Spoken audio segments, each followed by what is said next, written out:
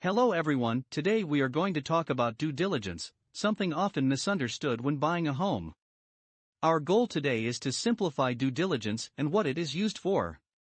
My guest today is Amanda, please welcome her to our discussion. Hello everyone. Amanda, come join me over here and let's talk about due diligence. North Carolina made a change to the offer to purchase around 2011 and added a due diligence option to the contract.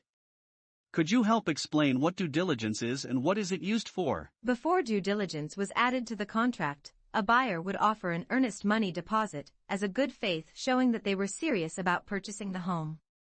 The buyer would have their inspections and such, and if they decided to not move forward, they could cancel the purchase and get the earnest money deposit back. So the seller's house was off the market during this time, and if the buyer backed out, the seller was left with nothing? Correct, and this didn't make sellers happy as you could imagine.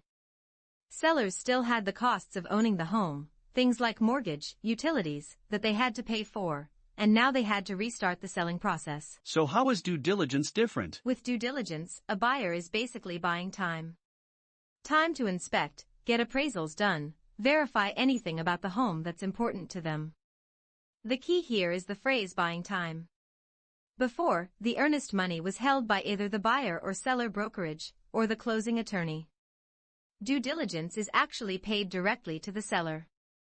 The buyer writes the check to the seller, and it becomes the seller's money. Now an important thing to remember is that the due diligence, like earnest money, is applied to the purchase price. So if you are buying a $200,000 house, and give $2,000 due diligence, then you owe $198,000 at closing. Wait, what happens to the money if the house does not sell? Well, remember, you are buying time, so the money stays with the seller.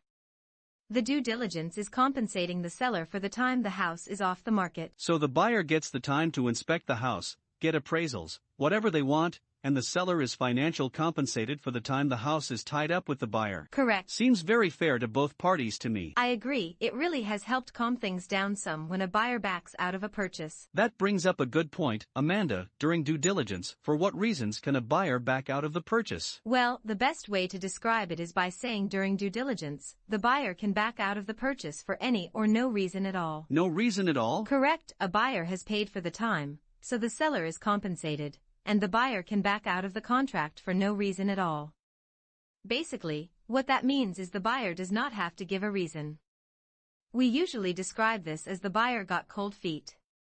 In real life, what we usually see is that a buyer, after having inspections, decides this is not the house for them, and would rather not purchase the house than ask for repairs. Or the buyer and seller cannot agree on repairs to the house, so the buyer opts to back out of the purchase of the house. So how does a buyer know what to offer for due diligence, and how much time is needed? That is when it is important to have a good realtor helping you out. They will know what's going on in the market, and how much time you might need. 3 things commonly occurring during due diligence typically take the longest to get done. First, home inspections. Depending on availability, getting a home inspector scheduled and completed can take 1 to 2 weeks to get done. If a buyer opts to get a survey, those can take 3 to 5 weeks to get completed, so if that is something important to a buyer, they need to give enough time for that to be completed. And third, a lender getting the appraisal completed and giving final approval for the loan. This can take 30 to 45 days sometimes, depends on the lender and loan type the buyer is getting. Remember, the due diligence amount and time is negotiable.